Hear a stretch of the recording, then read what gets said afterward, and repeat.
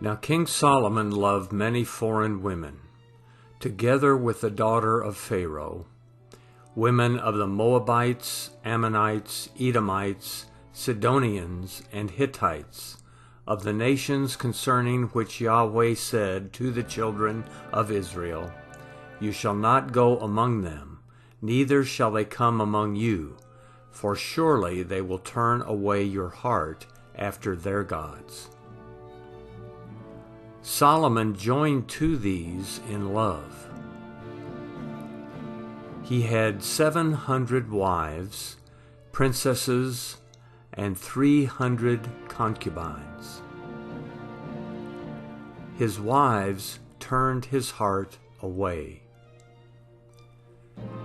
When Solomon was old, his wives turned away his heart after other gods, and his heart was not perfect with Yahweh his God, as the heart of David his father was. For Solomon went after Ashtoreth, the goddess of the Sidonians, and after Milcom, the abomination of the Ammonites. Solomon did that which was evil in Yahweh's sight, and didn't go fully after Yahweh, as David his father did. Then Solomon built a high place for Chemosh, the abomination of Moab, on the mountain that is before Jerusalem, and for Molech, the abomination of the children of Ammon. So he did for all his foreign wives, who burned incense and sacrificed to their gods.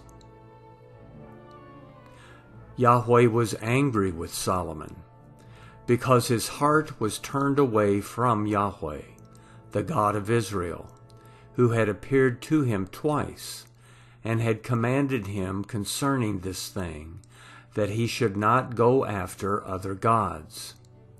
But he didn't keep that which Yahweh commanded.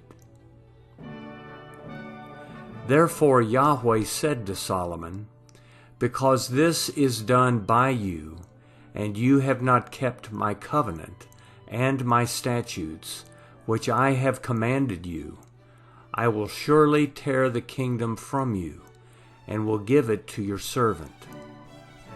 Nevertheless, I will not do it in your days, for David your father's sake, but I will tear it out of your son's hand.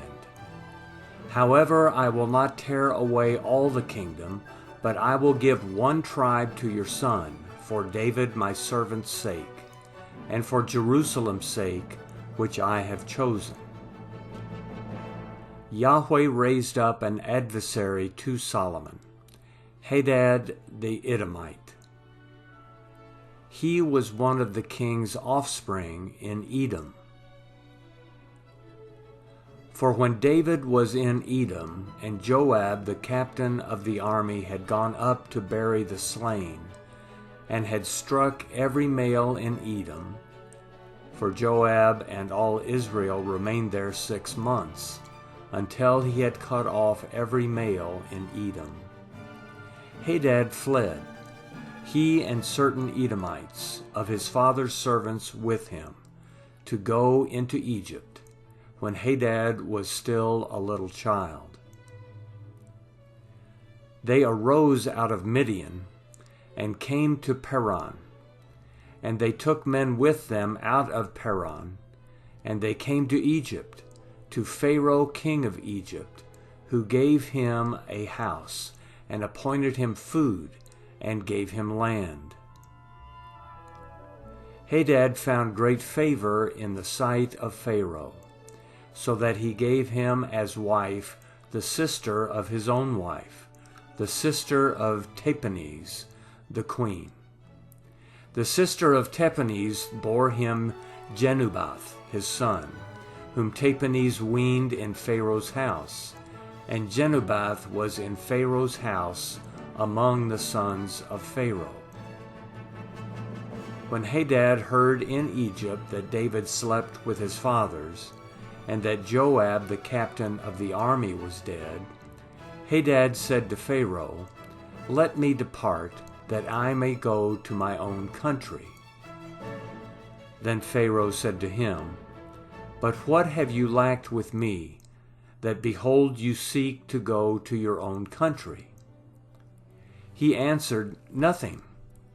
However, only let me depart."